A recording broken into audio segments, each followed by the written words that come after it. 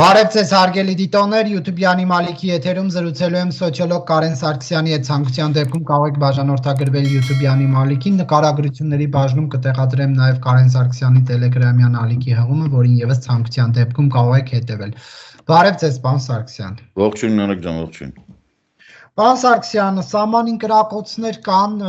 եւ բնակավայրերի ուղղությամբ վնասվում է մարդկանց տները, պատուհանները, կտուրները։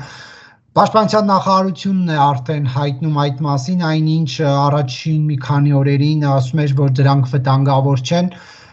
Ինչ են նշանակում այս կրակոցները, արդյոք փորձում է Ադրբեջանի նախագահը իրեն բնորոշ ոճով ինչ-որ հարցեր լուծել։ Մեծ հավանականությամբ այն ժամանակ, երբ կրակոցների մասին տեղեկությունները տարածվեց, ընդ որում տարածվեց հիմնականում սենց ասեմ ռուսական ազդեցության տակ գտնվող ալիքների միջոցով, այս ամեն ինչը իհարկե նախապատրաստված էր Ռուսաստանի կողմից, այս ամեն ինչը համընկավ Ռուսաստանի բավականին, ինչքան որ դա այս պահին Ռուսաստանի հնարավորությունները ներում են լուրջ ճնշումներով, ինչ-որ անիմաստ մարդիկ, պահակներ, հավաքարարների օգնականներ, բայց ինչ-որ բաներով, վկայականներով վեր են կամ խոսում են նրա մասին, որ Հայաստանը չի կարող եվրոպական ճանապարհը շարունակի, դա չի լինում հապկում ԵԱՏՄ-ում, չի լինում միաժամանակ ԵՄ-ի եւ ՆԱՏՕ-ի հետ, դե մենք այդ ամենը չգիտենք, ինչի որ մենք այդպես աչքներս ջուրեր կտրես սպասելով, որ մենք դի բան անենք մնանք ԵԱՏՄ-ում եւ ԵՄ-ում, դա բացառապես Նիկոլ Փաշինյանին եւ Նիկոլ Փաշինյանի կողքը նստած մեգադախլչիների այդ փոքրիկ խմբակին ուղղված մեսեջները, որ ձեր ձեռքից ամեն ինչ կվերցնենք։ Սրանով է նաեւ պայմանավորված այն ցանկությունը որոշ հայկական օղակների այդ ամեն ինչին տալ երանգ հետաքրքիր Ալիևը ակնհայտորեն օգտվում է, որտեղ Ալիևը հասկանում որ խաղաղության պայմանագիրը կնքելու պես դրա մասին բազմիցս ասել եմ իր համար բավականին ծանր սոցիալական միջազգային տնտեսական խնդիրներ են առաջանալու Ադրբեջանի ներսում, որտեղ երկիրը պետք է արդեն ռազմական ռելսերից տեղափոխել խաղաղ ռելսերի, իսկ մենք գիտենք որ դա բավականին դժվար է, ցավոք մեր փորձի վրա գիտենք որ ոչ միայն դժվար է, այլ ժողովրդավարության բացակայության պայմաններում դա անհնար, ուղղակի անհնար է, դա բերում է ահռելի ճգնաժամերի եւ Ալիևը դա գիտակցում է, հետեւաբար իրեն պետք չի այդ խաղաղությունը, եւ ինքը պետք է տարածի տրամադրությունները, որոնք ագրեսիային պարունակում, ինքը պետք է ասի, որ մենք պետք է գնանք հայերին ոչնչացնենք, Հայաստանը ոչնչացնենք, Հայաստանը բանա, իսկ կրակոցները պայմանավորված են նրանով, որ ինքը երկու շաբաթ ասում էր, որ Հայաստանը կրակում է, ոնց որ Հայաստանը չէր կրակում, հիմա գնաց մեկ քայլ ավել, մեծ հավանականությամբ նաև իր զորքերը հրաման են ստացել կրակել բնակավայրերին, որպեսզի ստանան հակադարձ կրակոց հայկական կողմից եւ հենց այդ կրակոցները նկարահանվեն եւ տարածվեն ԶԼՄ-ներով, սա ակնհայտորեն բացառապես Ադրբեջանը չի, սա Ադրբեջանը եւ Ռուսաստանն է, հիմնական խաղացողները իրանք են։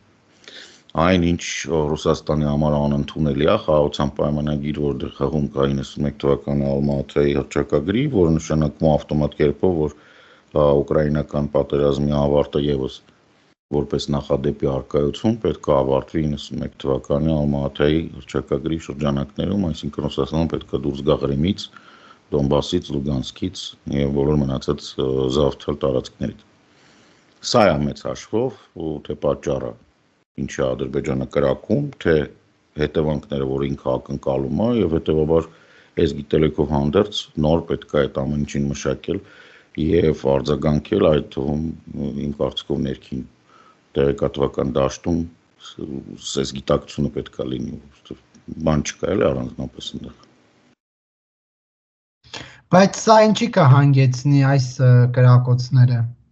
Ոչ մի բանի եթե մերոնք չգնան այդ սադրանքների չտրվեն, ոչ մի բանի տենց է կմնա։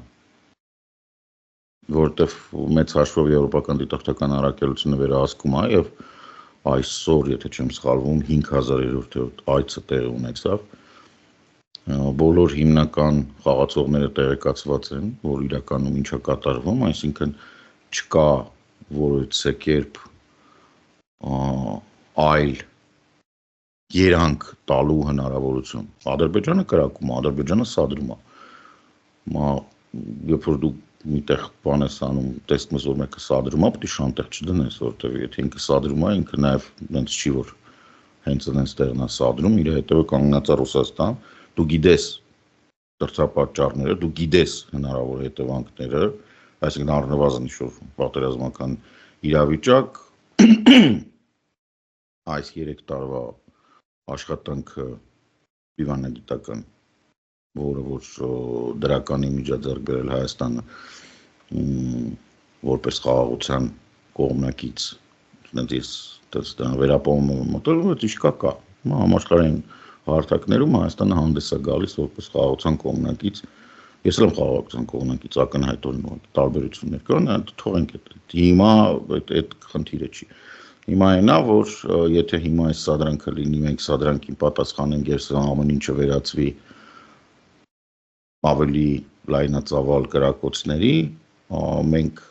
ամբողջությամբ ջուրը կգցենք գործընթացը, սա Ալիևի ցանկությունն է, իսկ քանի որ արդի ոնց փափուկ ասեմ,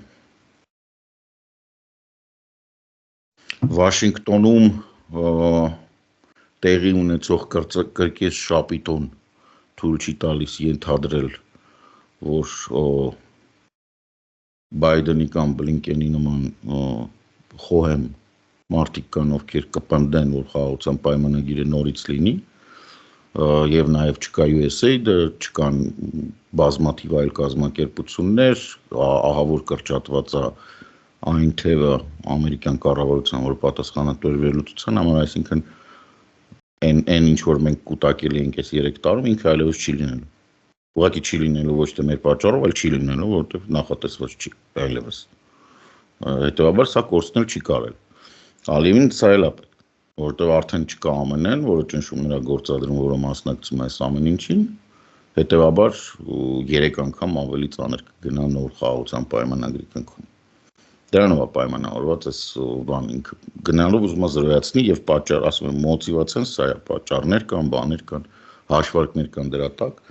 Եվ քանի որ մենք այս ամեն ինչը գիտենք, ուղղակի պետք է չտրվենք այդ սադրանքներին։ Նա պնդում է, որ գնդակը Հայաստանի դաշտում է եւ պետք է Հայաստանը կատարի իր երկու նախապայմանները, դրանցից մեկը սահմանադրություն փոփոխությունն է, իսկ մյուսը ԵԱԿ Միսկի խմբի լուծարումը, այսինքն անկախ նրանից, որ համաձայնեցվել է 17 կետը խաղաղության պայմանագրի նախագծում, դեռ պետք է Երևանը սրանք կատարի, որ Ալիևը գա ստորագրության, բայց չէ, նայ չպետք է կատարի, այստեղ հարցը նրան ասում եմ, մի քիչ կալամբուր է ստացվում, այո գնդակը մեր դաշտում է, նույնիսկ տեսել եմ այդ, չգիտեմ 762 էր թե ինչ որ կրակել են այդ տան մեջ հայտնվել գնդակը, տեսել ենք որ ստեղ է, պետք չի դրա վրա նոր ուշադրություն դարձնել, Մինսկի խմբի լուծարումը դա ԵԱԽ-ի խնդիրն է, Հայաստանինը չի, Հայաստանը չի կարող լուծարել այն ինչ որ ինքը չի ստեղծել, դա ուղղակի ստեղծվել է որպեսզի կոնֆլիկտը վերացվի։ Քանի որ կոնֆլիկտը չի վերացվել, ինչի մասին հայտարարում է նաև Շտայնմայերը Դաշնային Գերմանական Հանրապետության, Գերմանիայի Դաշնային Հանրապետության նախագահն չի ավարտվել։ Չես կարող դու լուծարես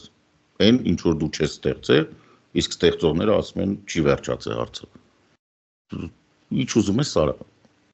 Այսինքն սրան պետք է շատ հանգիստ մոտենալ։ Ես կողմ եմ, որպեսզի մենք քլնգենք Նիկոլին, բայց ես դեմ եմ, որպեսզի մենք քլնգենք այս իշխանությունները նրա համար ինչը որ ինքը ոչ արել է, ոչ էլ կարող անի։ Այսինքն այս իշխանություն չի ստեղծել այդ Մինսկի խումբը, ոչ է կարող լուծարի։ Եկեք քլնգենք նրա համար, ինչ որ իրանք բանջի համար պատասխանատու են։ Տնտեսական աճող ճգնաժամի, Ռուսաստանի հետ հարաբերությունների խորացման, ներդրումային կլիմայի փչացման, փոքր միջին բիզնեսի համար անընդունելի, անտանելի պայմաններ ստեղծելու, ամբողջ խոսալու, տնտեսական, սոցիալական եւ այլ ծրագրերի իրականացման փոխարեն անիմաստ սոցիալ-փիլիսոփայական դիսկուրսի մեջ մտնելու։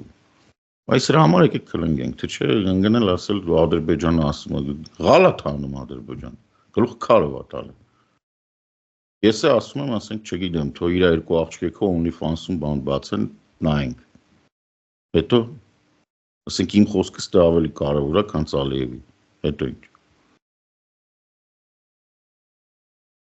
Դե բայց չի գնում ստորագրության հիմա ինչ կանել մենք ասում։ Չի էլ գնալու Նարեկ ջան։ Նարեկ, ինչքան ենք մենք խոսացել սրա մասին։ Ես քեզ ինչքան ժամանակ ասում չի լինելու սա։ Այս պատերազմը ավարտվելու ուկրաինական պատերազմի խաղաղության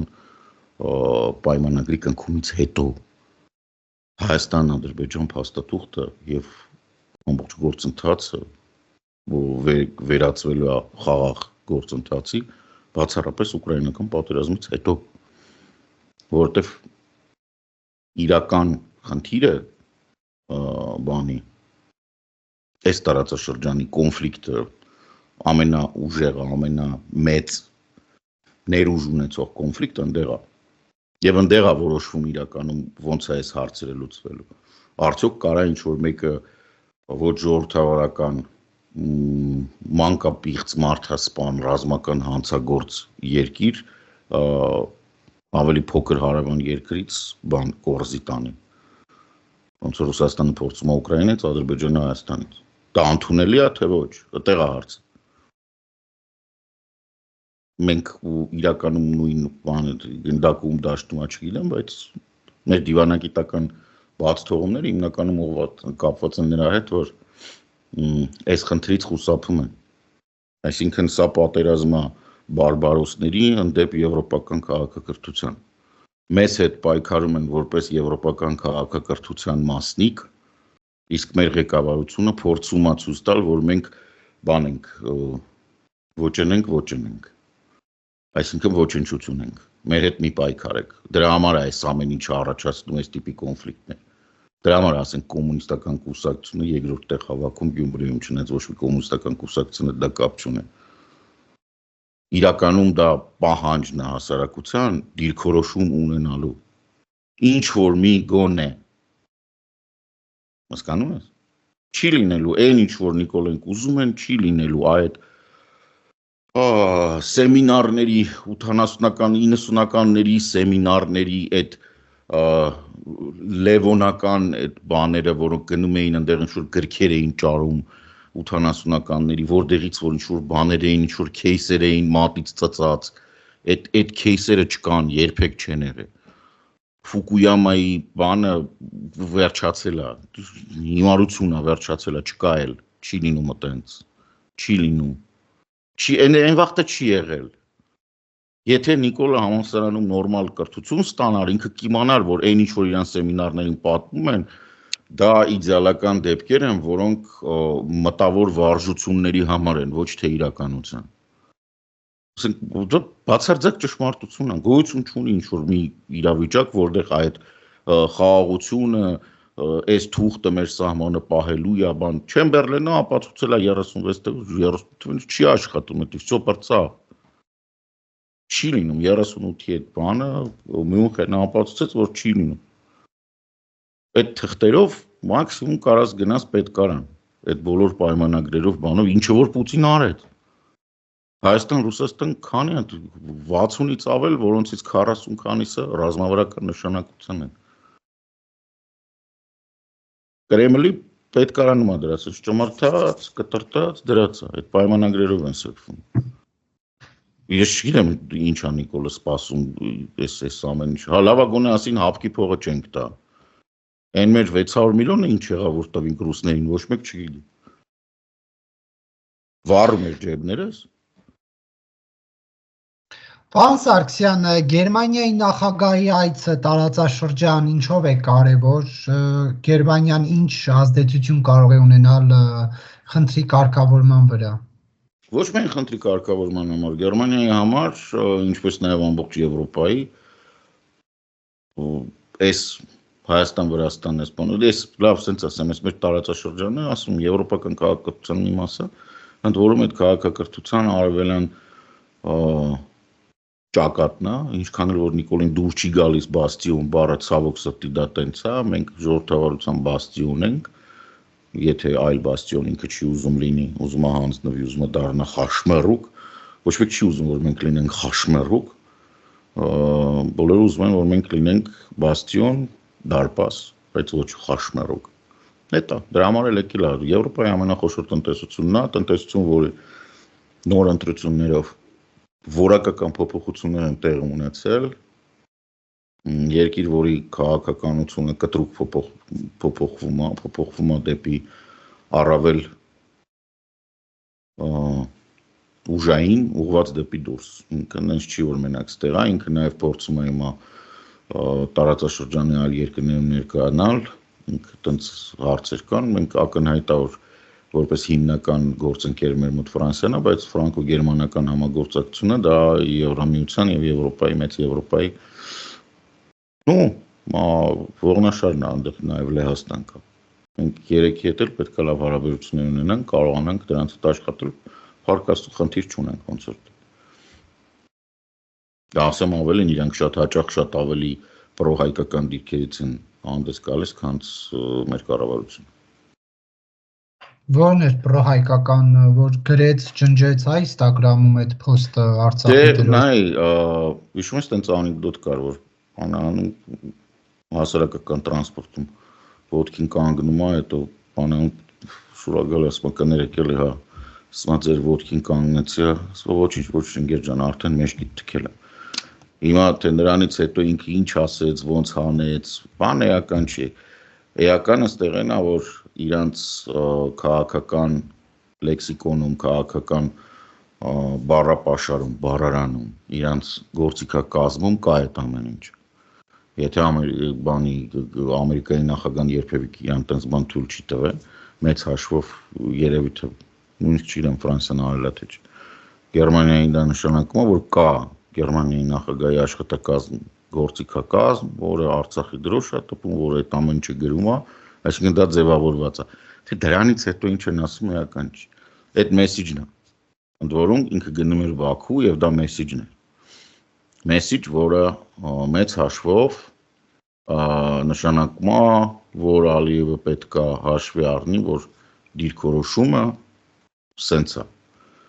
Ընդամենը ինչ որ հանեցին, դա նշանակում է, որ լավ, ես չեմ ասում, բայց իմ դիրքորոշումը էս է։ Ես կարամ դա չասեմ, բայց ես սենց եմ մտածում, ինքը դա ցույց տվեց։ Ընդ որում սա Գերմանիայի բանն է, նոր քաղաքականությունն է, որտեղ Շոլցի վաղ նման բան չէր կարա լինել։ Եվ հետո ձեր դիրքորոշումը դա է ու չի օգտագործվում։ Ում դիրքորոշումը իմ։ Չէ։ Գերմանիայի։ Այո, Գերմանիան ամենաակտիվ խաղացողներից է նույն եվրոպական դիտորդական առաքելության առումով։ Եվ Գերմանիան երբևիցե չի փորձել դրականից բացի ոչ մի գործողություն չի արել Հայաստան-Եվրամիություն հարաբերություններում։ Բազմաթիվ բաներ կան, նախագծեր կան, որոնք միասին արվում են։ Գերմանիայի падգամավորները միշտ օգուտ Հայաստանի են քվեարկում, հիմնական մասը իհարկե այնտեղ 1-2 բացառություն կա։ Գերմանիան Լանդրոմատի հետ երկու իրենց падգամավորին հենց մքրեական գործով դատում է։ Բավականին լուրջ աջակցություն կա այլ երկրների բանով։ Այսինքն պետք է նորմալ է ամեն ինչին վերաբերվել որպես աշխատանք ամենօրյա։ Մոտեցումները համաձայն որին մենք պետք է նստենք ոտներս գցենք ոտներին մեկ սուրճ խմենք վատ կրուասան ու վատ որտեղ մեր մոտ լավ կրուասան չեն թխում ու տենց ինչ որ այդ ամբողջ խնելով պետք է նայենք թե ոնց է ամբողջ Եվրոպան մեր աման պայքարում ու Ադրբեջանին պատռում որպես ինչպես բանը տուզիկը գրել կան այդպես չի լինում դա ամենօրյա քրտնաջան աշխատանք է դա ամենօրյա աշխատանք է ոչ միայն կառավարությունների այլ նաև հասարակությունների բանով մակարդակով եւ տենց էլ պետք է լինի այսինքն դու բավարար չի մտովի պատկերացնել թե ինչ սիրուն է որ դու նստած ես չգիտեմ Վանի այգիներից նայում ես Սիփանին դրա համար ամենօրյա պետք է գործ անել որ դա իրականություն դառնա Պարոն Սարգսյան, այս դեպքում ով պետք է Ալիևին զսպի այդ իր գործելավոճի հետ կապված։ Երբ որ ինքը կրակելու հրաման է տալիս, որ հայկական կողմից էլ պաշտպանողական կրակոցներ լինեն եւ այլ գործընթացների անցնի։ Ոչ մեկ չի կարա զսպի, դու հիմա հարցնում ես, ասենք փողոցով քայլում ես, տեսնում ես մի հատ բացարձակ անասուն։ նայում ես վրան հասկանում ես որ անասուն է։ Ու ինքը տենց ամեն մի անցնողին բան է անում։ Գալի չամրվում է, դրանով պետք է զսպի։ Ոստիկանություն։ Կներեք, բայց մեր ոստիկանությունը, նու մոդելը այնպիսին էր, որ ոստիկանությունը հիմա բան է։ Հարավ Աֆրիկայից ապօրինի ներմուծված ապարտեիդի ծնունդը Ամերիկայում բան է, գլխին պաների տեսքով գլխարկ դրած Վիսկոնսինում կապիկություն անում, բանում, բեմի վրա, պարտվում է իհարկե, ցավոք սրտի դա իրականություն։ Իսկ իմ հանդիպումը, իմը երևի տենց շատ ամպագորգոր է, մեր հանդիպումը, այնտեղ որտեղ հայկական կազմակերպություն կնկան, Ռասմուսենը բացեի բաց ասեց միակ երաշխիքը դա լավ զինված Հայաստանն։ Դա էլ երաշխիք չի, որ չեն կրակի։ Դուք տեսեք համեմատությունը, հա, եթե նայեք Իսրայելը եւ Հեզբոլլան չէ նույնիսկ Համասը մինչև հիմա կրակում է կամ հութիները։ Ասենք ինքը կարա առավոտ արթնանա, որոշի որ ինքը ուզում է կրակի։ Դա չի երաշխավորում, որ չեն կրակի, բայց դա երաշխավորում է, որ գոնե կաշխատեն նենց անեն այդ ուղղությամբ կրակեն, ոչ թե իրոք վնաս տան, որտեղ հակադարձ պատասխանը կարա բերի ամբողջությամբ իրանց բնակավայրերի ոչնչացման։ Այս է տարբերակը։ Եթե դու ուզում ես իմանալ կարա զսպի ժողովրդավարական հանրապետությունը, որը Աբշերոնում կստեղծվի Ադրբեջանից հետո։ Այսինքն այնտեղ պետք է ժողովրդավարություն լինի, այնտեղ պետք է մարդու իրավունքների առաջնայնություն լինի, դա մեծ հավանականությամբ չի կոչվելու Ադրբեջան։ Դա բավականին տենց բան, սենց ասեմ, կանխատեսելի եւ լրիվ նկարագրելի ապագա է, որը որ ի տարբերություն շատ մնացած այլ պրոյեկտների կարա դառնա շատ արագ իրականություն։ Փաստորեն Վաշինգտոնի կոչերին, հորդորներին Ալիևը ուշադրություն չդարձրեց, որովհետև Վաշինգտոնի կոչերի ճիշտ ես ասում, Վաշինգտոնի կոչերի ու բաների հորդորների գինը, եթե նախորդ ադմինիստրացիայի ժամանակ դա միանգամից էր կասեցվում, մնում էր մենակ այդ խոսակցությունները կրակեցին, երբեք կրակոցի չեն անցնում։ Գոնե բանից հետո։ Ապա ստեղ հարցը եկել է նրան, որ նախ ինքը երկրորդ ճանապարհ ունի Վաշինգտոնի հետ խոսելու, դա Իսրայելն է, մեկ, եւ երկու ինքը առաջարկել է Վաշինգտոնին, կարա առաջարկի Վաշինգտոնի ցանկացած պահի հակաիրանական գործողություններ։ Եվ ինքը համարում է, որ դրանով ինքը իր գինը բավականին բարձրացրել է եւ դա կարա բավարար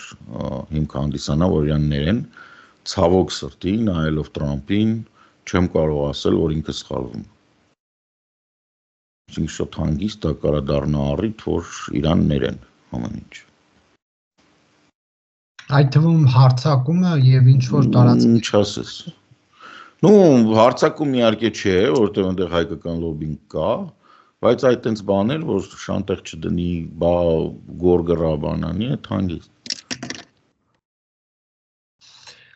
Իսկ Փաշինյան-Ռուբիո հեռախոսազրույցը, որտեղ կարևորվել էր հայ-ամերիկյան ռազմավարական համագործակցությունը։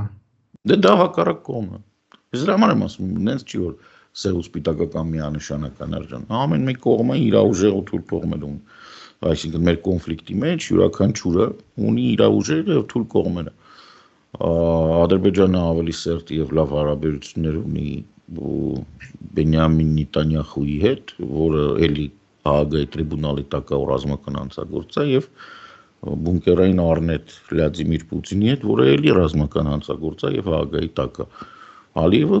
այդ ճամբարն է ընտրել։ Հիմա այդ ճամբարի համար Տրամփը ընդունելի է, որովհետեւ Տրամփը ասում է ես բարոյականություն չեմ ընդունում։ Ինձ համար միևնույնն է բարոյական հնդիները։ Ես ուրիշ մոտեցումներ ունեմ, արժեքներ չունեմ։ Նրանք բացի բաց հայտարարում են, նրանք արժեք չունեն։ Դա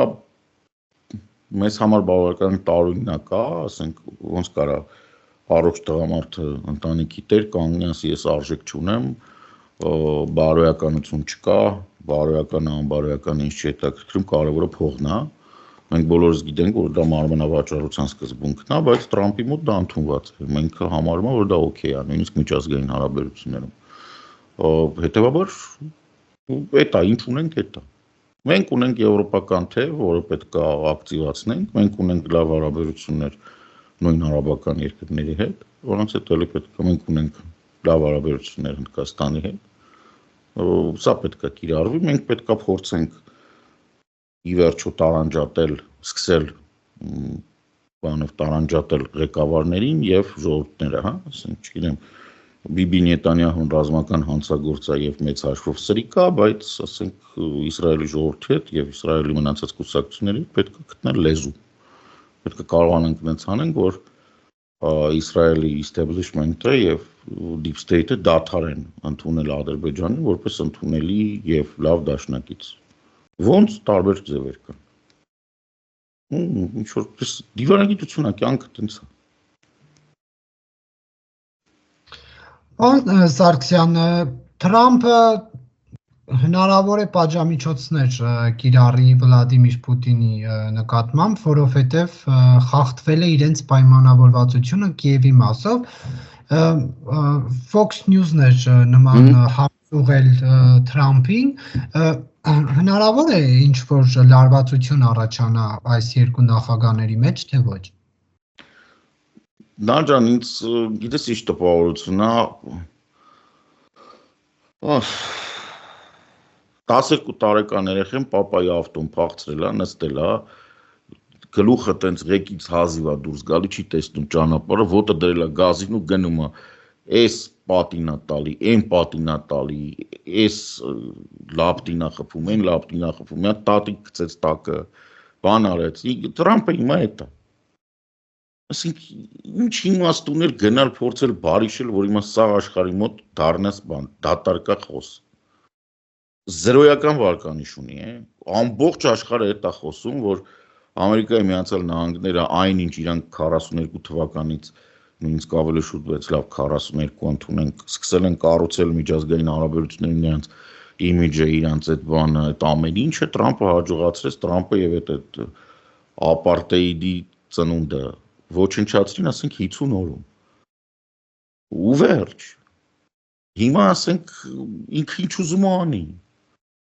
Ոչ հարգանք կա, ոչ վստահություն կա, ոչ արժանապատվություն կա։ Պատկերացնես մարդը գնացել է սեպարատ պայմանավորվածության, ռազմական հանցագործի հետ։ Դաշնակիցներին դավաճանել է, գնացել է սեպարատ պայմանավորվածությունների, ասեմ ավելին, նենց չի, որ ինքը այս ճամբարի կողմից է խոսում, ինքը բացեի բաց ասում, Եվրոպան իմ թշնամին է։ Կներեք, Նարեկ ջան, մենք Եվրոպա ենք։ Հիմա ինքը Պուտինի համար ինչ կանի, ինչ պատժամիջոց կմտցնի, ինչը չի մտցնի, բան, այդ իր անձնական խնդիրն է։ Այն իր փողի համար է անում, ասեցի արդեն։ Բազմիցս ասել եմ, ցավոք սրտի մեր մասին եմ ասում, ցավոք սրտի ստիպված եմ ասել նաև ԱՄՆ-ի դիվանագիտությունը, բազմավեկտորությունը եւ անառակությունն ու անբարոյականությունը դրանք տարբեր բաներ են։ Կտրականապես տարբեր։ Դու չես կարող բարոյական հիմքերը, որի վրա կառուցվել է քո ժողովրդավարությունը,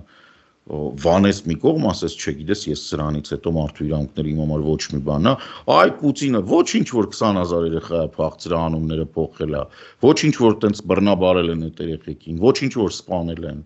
Կարևորը որ Պուտինը բանը, իսկ այ բանը Զելենսկին կարտ չունի։ Ընկեր կարտ չունի, երկու կալոտ կարտ ուղարկի Լաս Վեգասի, 4 հատ կազինո էս տակ տվես, կլադերում չկա, երկու հատ կարտ տղուն թ ունենա։ Հասկանում ես, աբսուրդ է, ես ուղղակի ապշած եմ։ Այսօր Վիսկոնսին նահանգում, որ պատկերացնես Տրամփը ինչքան չունի այդ վարկանիշ, Վիսկոնսին նահանգում ընտրվում էր Վիսկոնսինի գերագույն դատավոր, որի համար ամբողջ մագան, անձամբ Տրամփը, անձամբ այդ բանի ապարտեիդի զավակը, ապորինի ներմուծված Ամերիկայի Միացյալ Նահանգներ, բանը, իրանք գնացել էին, որ այդ տրամպական դատավորի համար քարոզարշավ անեն, $100 միլիոն գումար է ծախսվել։ Գիտես ոնց է տապալվել։ Գիտես ոնց են քցեք քաց ու տակ արժանապատվությունը բոլոր։ Մասկը բանը վերեք է, պաների գլխիկի գլխակեր դրել են, կապիկություններ անում, բարեզգունի իմաստով, որ ասում են մեյմուն օիզուր չեմ ասում։ Ամերիկայի Միացյալ Նահանգների ժողովուրդ Վիսկոնսին նահանգի համապատասխան ընտրողները եւ բաները ոչ իմ զրոյացրին։ Արդեն ընդեղ է զրոյացել։ Հիմա դու ինձ ասում ես կմցնի թե չի մցնի։ Ջանդամը մցնի։ Միտը կմցնի, միտը կծախի։ Ասենք մարդը չունի դաշտ, Կանադայի այսօր բանա տարիֆներ է մցնում։ Բանի Կանադայի, Մեքսիկայի, ԵՄ-ի, Հարավային Կորեա, ինքը հաջողացրեց, որ Հարավային Կորեան, Չինաստանն ու Ճապոնիան համատեղ ծրագիր մշակեն Տրամպի տարիֆների դեմ։ Դու հասկանում ես այդ ինչը։ Ինքը իրականում բանա, Պուտին ու Յուբկին։ Այսինքն ինքը ինչ-որ տենց պերսոնաժ է, Կիևը 3 օրում։ 24 ժամում կկանգնացնեմ ուկրաինական պատերազմը, առհա քո բախտից։ Հələ դու տես մինչև քո կադենցիայի վերջ կարողանաս կանգնացնես, թե ավելի վատ է սարը ամեն ինչ։ Հələ որ ոչ մի բան չաներ, կարող է ես ասել 2 տարում կվերջանա։ Հիմա այնքան է խառն է իրավիճակը, սա խառնել է իրար։ Սա խառնել է իրար։ Որ ասենք ինձ թվում է չի կանգնի սա, մինչև իր սրոկի վերջ, որովհետև ոչ մեկ չի ուզենա, որ Տրամպը ինչ-որ մի ստորակետի իրավունք ունենա վերջնական պայմանագրում, հենց Տրամպը ոչ թե ԱՄՆ-ն։ Որտեղ ինքն վստահություն չկա, մարդը բերն ասում է Գրենլանդիան պետք է վերցնեն։ Այսինքն ինքը ուղղակի պուտինություն է անում Վաշինգտոնում նստած։ Ոնց դու կարաս այդ մարդուն վստահես։ Դրանց հիմա այնա Վենսին ուղարկեցին, այսօր կարդում եմ պաշտոնապես Reuters-ի թե որ լրագրողներին ասել են, որ Սպիտակ տանը նստած հաշվարկ են անում, թե Գրենլանդիայի գրավելը ինչ կնստի Ամերիկայի բյուջեի վրա։ Հիշեցնեմ, որ իրանք եկել են Ամերիկայի բյուջեի ծախսերը կրճատելու։ Երրորդ պատերազմն է սկսում։ Այսինքն ինքը ոչ միայն չի կրճատել ծախսերը, ինքը ուղղակի մարդկանց աշխատանքից հանել է, մտցրել է տարիֆներ, ինչը բերում է տնտեսական վատ թարացման, ու երրորդ պատերազմն է պլանավորում սկսի։ Այսինքն մի հատ հութիները որ խփում է, մի հատ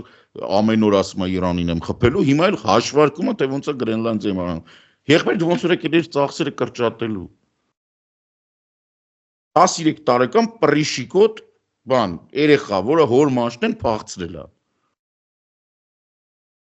Տպավորությունը հետ է, ինչ անեմ։ Ուզում ես ես լուրջ ընդունեմ իր տարիֆային բան։ Կներես չեմ կարող։ Եվ տեսեք, Թրամփի Իրանի հետ կապված ինչ որ գործողություններ անելու հայտարարությունների ֆոնին Ֆրանսիայի նախագահ Էմանուել Մակրոնը ուժային կառույցների ղեկավարների հետ խորհրդակցություն է անցկացրել Իրանի շուրջ վերջին զարգացումները քննարկելու նպատակով եւ France Press-ի փոխանցմամբ պաշտպանական կաբինետի նիստը հրավիրվել է ֆրանսիական իշխանությունների այն մտավախության պատճառով, որ Միացյալ Նահանգներն ու Իսրայելը կարող են օդային հարվածներ հասցնել Իրանի միջուկային օբյեկտներին, ինչու է Մակրոնը անհանգստացած եւ արդյոք նրան կհաջողվի որևէ բան կանխել։ Մակրոնը անհանգստացած է իրականում, որովհետեւ Ֆրանսիան ստանձնել է Եվրամիության, Ֆրանսիան հանդիսանում է իրականում Եվրամիության ռազմաքաղաքական առաջնորդը, իսկ որպես միջուկային երկիր դա ակնհայտ է, ոչ մեկ Եվրամիությունում այլև չունի բան ինքն է։ Իսկ Մակրոնը դե ֆակտո նաև ստանձնել է Ամերիկայի նախագահի ինքնաբացարկից հետո ժողովրդավարական ազատ աշխարհի առաջնորդի չասեմ պաշտոնը, բայց դրոշակակիրն է։ Եվ հետևաբար ինքը դա պետք է անի։ Ակնհայտ է պետք է հասկանալ, որ միջազգային իրավունքի տեսանկյունից Իսրայելի հետ համատեղ իրականացվող ռազմական օպերացիաները, քանի որ Հաագայի տրիբունալի որոշում կա, դա բավականին սղլիկ տեղ է։ Իսկանում ես Նետանյահուն հանդիսանում է ռազմական ունի ռազմական հանցագործության հետ կապված մեղադրանքներ եւ հիմա Նետանյահուի հետ միասին իրականացնել ռազմական օպերացիա դա ոնց որ մի քիչ եմ չի այդ ոնց որ մեծ հաշվով Պուտինի հետ իրականացնես։ Ուրիշ հարց է իհարկե, որ դա Իսրայելն է, ինքը ունի շատ ավելի լավ համբավ, ինքը ունի այդ անվտանգության բարձիկ, որը բաց է, ինքը շատ ավելի շատ իրան կարա թույլ տա վատ բաներ, որպեսզի բան, բայց միևնույնն է, մեծ հաշվով քաղաքականությունը, որը վարում է Իսրայելը տարածաշրջանում, Եվրոպայի կողմից եւ մեծ հաշվով ժողովրդավարական բոլոր պետությունների կողմից միանշանակ չի ընկալվում։ Ինքը գործում է կարամ անում եմ սկզբունքով, չնայած ամբողջությամբ կախված է երրորդ ուժերի օժանդակությունից։ Լինի դա Ամերիկայի Միացյալ Նահանգները հիմա, սա նշանակում է սրա վտանգը, որ նաև Ֆրանսիայի համար մասնավորապես վտանգավոր է եւ ամբողջ քաղաքակիրթ աշխարհի համար։ Մենք կարող այն պահից, երբ Տրամպը որոշի, որ Ամերիկան առաջնայինն է եւ Ամերիկայից բացի ինքը ոչ բանով չի զբաղվում, կամ ինչ որ մեկ ուրիշ Ամերիկայի նախագահ գա, որը չցանկանա Նետանյահու հետ համագործակցել, կամ Ամերիկան չկարողանա այլևս, որովհետեւ Չինաստանը Թայվանում ինչ որ բան առաջացնի եւ ոնց որ չկարողանան ռեսուրսները ճիշտ վերաբաշխեն, շատ կարճ ժամանակում Իսրայելը կանգնած լինի ոչնչացման եզրին, որովհետև դու չես կարող ապրել մի տարածաշրջանում, որտեղ քո հանդեպ ատելություն սերմանես, տարածես, հույսը դնելով նրա վրա, որ 10,000 մղոն ու 8,000 մղոնի վրա ինչ-որ պետություն է, որը քեզ թույլ չի տալի, որ քեզ բան անեն, ճնշեն։ Չես կարող այդպես։ Դու բան Մակիավելի մոտ նկարագրված է։ Օտարների սվինների վրա դու չես կարող կառուցել քո կայունությունը, քո երկրի կայունությունը։ Սա մասն է խոսքը։ Եվ ակնհայտորեն սա Ֆրանսիան հասկանում է, առավել քիչ որ Ֆրանսիան մերձավոր արևելքում օտար երկիր չի, եւ Ֆրանսիայի ազդեցությունը շատ մեծ է, Ֆրանսիան մասնավորապես Լիբանանի հետ, բանի հետ խաղաղության թեմայի մեջ է, Լիբանանի վերականգնման առաջատարներից մեկն է այդ երակի Ֆրանսիան մեծ հաշվով սիրիական, դե Սիրիան էլ Լիբանանն էլ իրանք ժամանակին Ֆրանսիայի տարածքներն են, հա, ասենք Օսմանյան կայսրության անկումից հետո։ Հետևաբար դա իր տարածքն է։ Բացի ամեն ինչից միջուկային զենքի կիրառումը տարածաշրջանում կարա օրինակ առաջացնի փախստականների լուրջ ալիք, որովհետև կարա խոսքի, չգիտեմ, ռադիացիա տարածվի։ Էլ չասած, որ անկայունությունը կարա տարածվի ամբողջ Հնդկական օվկիանոսի վրա, իսկ Ֆրանսիան Հնդկական օվկիանոսում ներկա է, որպես ռեյունիոն, բան ռազմական բազաներ ունի, տարածքներ ունի այնտեղ, այսինքն նենց չէ, իր տարածքների մի մասը Հնդկական օվկիանոսում է։ Այդ ամբողջ ծավալը իհարկե բերում է նրան, որ Ֆրանսիան պետք է դրանով հետաքրքրված լինի։ Ես նպատակային հիմա չեմ ասում, որ Ֆրանսիան հայտարարել է, որ Հայաստանի վրա հարձակվողը դա Ֆրանսիայի վրա հարձակվողն է եւ այլն, եւ Ֆրանսիան հետաքրքրված է Հայաստանի կայունից անմիջականորեն մեր սահմանների կողքին է, եւ անմիջականորեն Սյունիքի սահմանների կողքին է, այդ վտանգն էլ կա, այնտեղ էլ այդ հարցերն անշուշտ կան, բայց ես նպատակային սրա մասին չեմ ասում, մեծ պատկերն եմ ասում, հա, դրա մասին շատ բան կան։ Ակնհայտորեն, որ մեզ ձեռք չի տալիս, որպեսզի ռազմական օպերացիա իրականացվի երկու պատճառով, մեկ, որովհետև դա հումանիտար աղետ է առաջացնելու, եւ դա ամենակարևորն է, որովհետև մենք տեսնում ենք Իսրայելը ոնց է աշխատում, օդուժը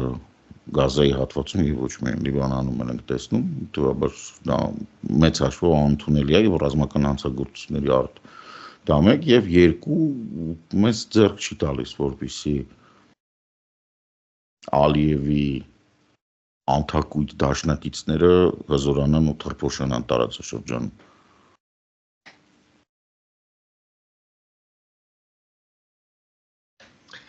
Եվ կրկին վերադառնալով ռուս-ամերիկյան հարաբերություններին, նախատեսվում է Մոսկվայից բանագնացի այց Վաշինգտոն։ Սա առաջին այցն է լինելու ռուս-ուկրաինական պատերազմից ի վեր, ճիշտ է, տնտեսական բաղադրիչով է, հա, այս տնտեսական ոլորտին է վերաբերում, սա արդյոք հալեցնում է Ամերիկայի եւ Ռուսաստանի միջև առկա սառույցը, թե Թրամփ-Պուտին հեռախոսազանգը արդեն այդ խնդիրը լուծել էր։ Ինձ թվում է դու ճիշտ ես, Թրամփ-Պուտինը մեծ հաշվով կան կարծիքներ, որոնք որ ես բավարար հիմք չեմ տեսնում հերքելու, որ 21-րդ դարի առաջի քառորդում մենք բացեցինք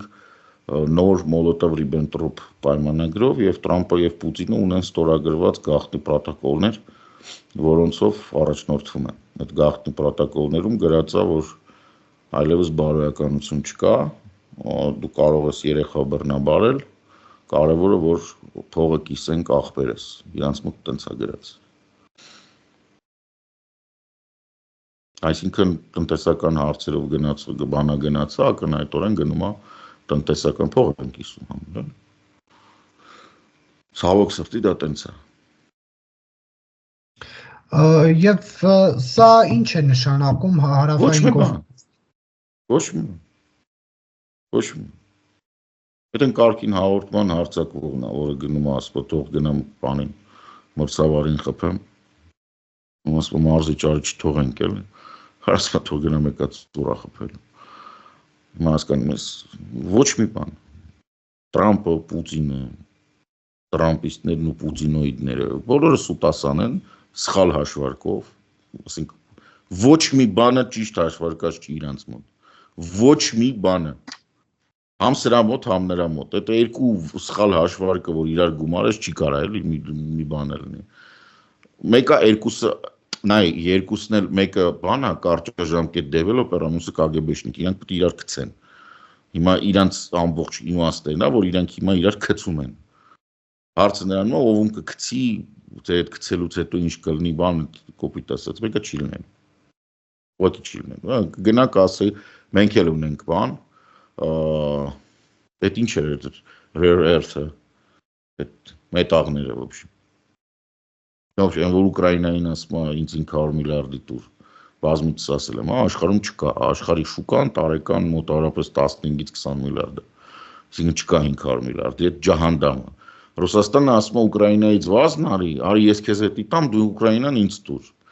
Քանի որ երկուսն էլ սովետական միության բաներն են, որ փորփր են մարդիկ հետաքրքրվող կամ նրանք ովքեր գիտեն, բաներ կան,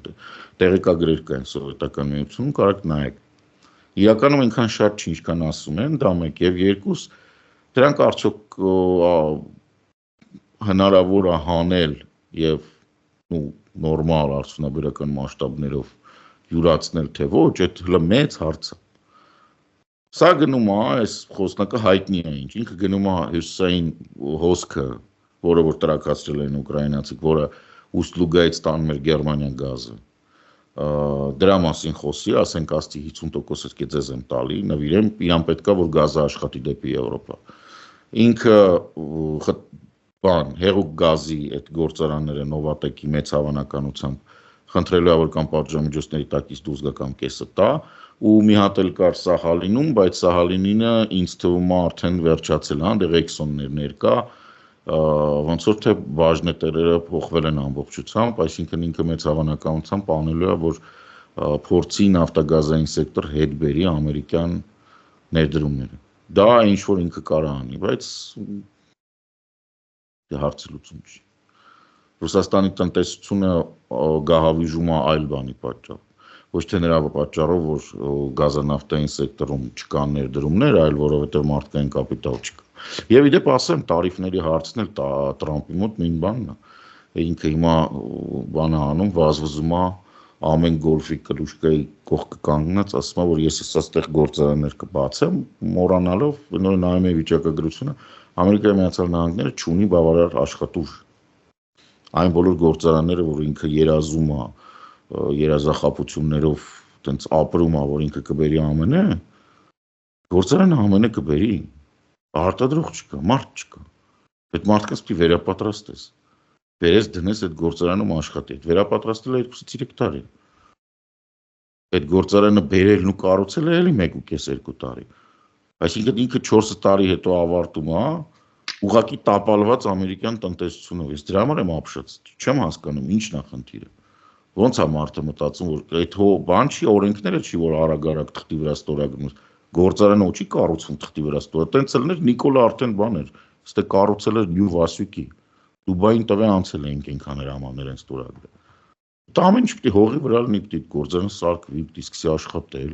պիտի ներդրում արվի, աշխարհը քեզ պիտի հավատա, աշխարհը պիտի ուզենա այդ ինչ որ դու արտադրում ես, այդտեղ առնի, որ մենակ քո համար չես արտադրելու։ Բան չի միջնադար չի դու քո գյուղում արտադրես, դու քո գյուղում ուտես։ Պետք է որ բան արտադրես, տանես ծախես, չէ՞։ Ուր ես ծախել որ պատժամիտ բան է, տարիֆներ ես մտցրել, բոլորն է քո վրա են տարիֆ մտցրել։ Հաշվարկը որտեղ է, ոչ մեկ չի հասկանում։ Ես դրա համար ոչ մեկ չկա մի get մեկ տնտեսագետ, նույնիսկ այն որ ասենք Տրամպիստ, այն որ երկու հատ դաջվածք ունի, մի հատ Տրամպ, մի հատ Վենս, բանց, գոնե սենց մի հատ կապիկի շորերով գոնե, չփլախ Մակդոնալդսի դեմը վազվզող, որ ասեն քաղաքի գիժա, մի հատ այտենց քաղաքի գիժ չկա, որ ասում է, որ Տրամպի տնտեսական քաղաքականությունը կարա բերի Ամերիկայի ուժեղացմանը։ Այո, միլիարդատերները կհարստանան, բայց միլիարդատերերի հարստանալը այդ իրանց բանը, հասկանում ես, եթե դու չունես հենարան, եթե բան չի, միջին դասը չի հարստանում, եթե սոցիալական կապիտալ չի գոյանում, եթե մարդկային կապիտալը չի զարգանում, քո հարստանալը ի վերջո բերում է բանի, օրինակ մեծ ֆրանսիական հեղափոխության կամ բանի չի աշխատում այդ անտերը տենց, չի աշխատում։ Չես կարա դու կբնակչության մի տոկոսին գեր հարուստ սարքես ու շարունակես կառավարել, չէ ընկեր, մի օր պլեպսը կելնի, քեզ մեջտեղից կճղի, ռետինով կջնջի քո անունը պատմության էջերից։ Ոչ մեկը Մարիա Անտուանետայից խելոք չլինենք։ Ասենք սիրուն սիմպաթիչնի բավականին խելացի կին էր, մեկը գլուխը կտրեցին։ Ինչի է Տրամպին տվում, որ ինքը կարա ժողովրդի 99%-ին նվաստացնի, ասի ձեր հարկերը ավելացնում ենք, որ ասենք չգիտեմ, մասկը լավ ապրի ու գնա Մարս։ Ուզում է գնա Մարս, կթռցնեն Մարս, ուղղակի կարող է իրան դուր չգա այդ թռցնելը։ Չէ, ժողովուրդ, այդպես բան չի։ Իրականում ոչ մի վտանգավոր բան չկա, էլի եմ ասում, սա այն 13 տարեկան տղան, որը պապայի մեքենան գողացել է ու հիմա պատից պատ սյունից սյուն խփելով գնում է, ինքը իրան է վնաս տալու, մեկ է իր հոր ավտոն։ Ու կարող է, հա, եթե անզգուշ եղավ, կարևորը հա չընկնես այդ ավտոյի տակ։ Բայց եթե դու երկրորդ հարկում նստած նայում ես, ուրիշ ամենալավ տեղն է։ Երկրորդ հարկից պետք է նայես ոնց է ինքը իր ավտոն ջարդում, կարող է ինքն էլ է ջարդու խուրտ լնում, բայց դե դու տենց անտարբեր պետք է լինես դրա նկատմամբ։ Պարոն Սարգսյան, եւ վերադառնալով մեր քաղաքական թեմաներին, Գյումրիում Կիրակի օրը տեղի ունեցած ընտրության արդյունքներն ինչի մասին են խոսում, որևէ ուժի չի հաջողվել իշխանություն վերցնել, սա նշանակում է, որ Նիկոլ Փաշինյանի վարկանիշը անկում է ապրել։ Նարջան, հիշում ես մենք ժամանակին որ խոսում էինք, բացասական վարկանիշներից էինք խոսում։ Սա շատ բան հետաքրքիր արդյունք տվեց, բավականին մեծ էր ներկայությունը, գիտեմ որ դու ներկայ ես եղել, այնտեղ տեղում բան ես արել, ժողովրդի տրամադրությունները ավելի կարևոր է հասկանալ, շուտ բան չկար։ Մարդիկ իրոք գնացել են ընտրության եւ ընտրություններում աշխատել է այդ բանը կա բացասական վարկանիշ եւ այդ 64-68 կախված բնակավայրից տոկոսը ինքը փաստորեն հայտ է եկել։ Ոչ մի փոփոխություն չի եղել, սա արտացոլումն է վարկանիշի, որը ձևավորվել է։ Մոտավորապես 15-18% իրանց վարկանիշն է եւ մոտավորապես 10-12% իրանց ադմինիստրատիվ ռեսուրսը։ Սա մշտական բանն է։ Ну, ինչ որ սխալներ կան, որոնք որ աշխատում են, հիմա պլյուս-մինուս 5% այդ թեմա չի փոխում, որտեղ դե 50,000-ը 5%-ը ինչ է։ Մի թիվ չի ասեք, 2000 հոգի ես կողմ, 2000 հոգի են կողմ։ Ինձ մեծ հաշվով ոչինչ չզարմացրեց, ամեն ինչ կանխատեսելի էր, ավելի շուտ սենց էլ սպասում էինք մենք։ Ես էլ Արմենն էլ Եվրոտիպում, որ նստած քննարկում էինք, հա, մենք տենց հաշվել ենք, որ մոտավորապես այդ թիվն է ամենը։ Ընդ որում հələ կան կարծիքներ, որ իրանք մաքսիմալ իրանց գլխից վերև են թռել։ Չեմ կարող համաձայնվել, որ մաքսիմալ, բայց որ իրանց գլխից վերև են թռել, հա, որտեղ հա մոտավորապես ինքը պետք է լիներ 30-32 ավել է հավաքել։ Բայց հեսա պատկերը նորմալ է, հիմա բոլոր մնացածները միավորվում են, որպեսզի կամ աշխատում են այդ միավորվելուն, եթե դա չլիներ Գյումրին եւ երկու օդիոս պերսոնաժները չլինեին, որոնք հայտնի էին գյումրեցիներին եւ հայտնի են բոլորիս որպես նախկինից ժառանգություն մնացած քաղաքական եւ քաղաքային գործիչներ իրանց մոտ կա բացասական վարկանիշ, որ դժվար Նիկոլին զիջի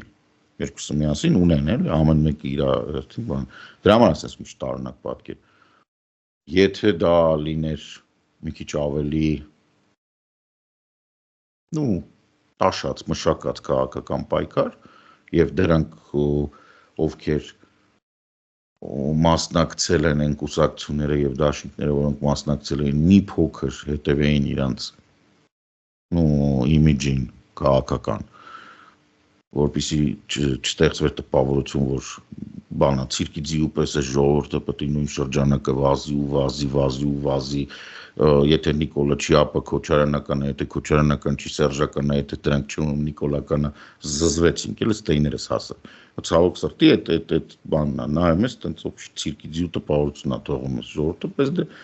եթե թռիչ կլիներ եւ բոլորը մաքրվեին նախկինները, այդ թվում Նիկոլականները ֆանտաստիկ արդյունք ունենք մենք իրականում հասարակությունը եկել է նրան, որ պետք է գնալ ընտրությունների եւ ընտրությունների գնալով տես, եթե չգնային ավելի շատ մարդ քան ցանցած անգամ կամ գնային այնքան ինչքան նախորդ անգամ, Նիկոլենք 100% կրում էին։ Անկասկած կրում էին, բայց մոբիլիզացվել է, ոչ բավարար չափով մոբիլիզացվել է։ Ժողովուրդը մոբիլիզացվել է եւ ստացել է այն, որ Նիկոլը չի անցել։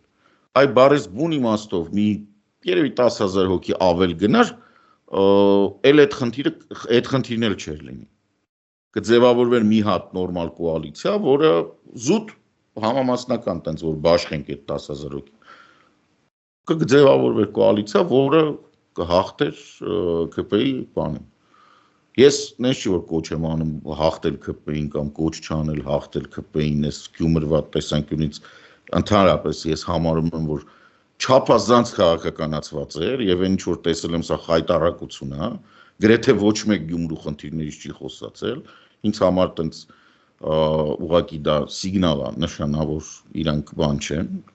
ոչ մեկը տեխնացուներից պատրաստ չի քաղաք կառավարելու, տեղյակ չեն քաղաքն ինչա, բայց դա գյումրեցիների գործն է, գյումրեցիք համարել են, որ սրանք արժանի են, օքեյ, մենք ընդունում ենք եւ ողջունում ենք իրենց ցանկությունը տեսնել այդ բեմադրությունը մոտակա 4 թե 5 տարին էական չի։ Ինչ ունենք զուտ քաղաքական սոցիալական տեսանկյունից այդ գործընթացները ողջունելի են, օքեյ են, ամեն ինչ ցենտրը, անշատ լավ։ Բայց հիմա հնարավոր է Գյումրու քաղաքապետ դառնա քաղաքական գործիչ, որը ասում է Ռուսաստանը ռազմաբազան եթե այստեղից հեռացավ 3 ժամ հետո թուրքերը կգան երիտասարդներին կջարդեն։ Իր համար մի հատ գաղտնիք բացեմ։ Թուրքերը որ եկան իրան են ջարդելու, երիտասարդներին չեն ջարդելու, որտեղ թուրքերը որ եկան, իրանք ջարդելու են բոլոր նրանց, ովքեր իրենց մասին սուտ են խոսացել։ Ես գիտեմ էլ ինձ ասել են։ Չի մարուցն դա նարեկ։ Ռուսակ այդ եմ ասում, Գյումրվա քաղաքապետ ընտրվել է մարդ, ով փոխանակ ասի, որ ինքը հասարակական տրանսպորտը պետք է Գյումրիի վերականգնի,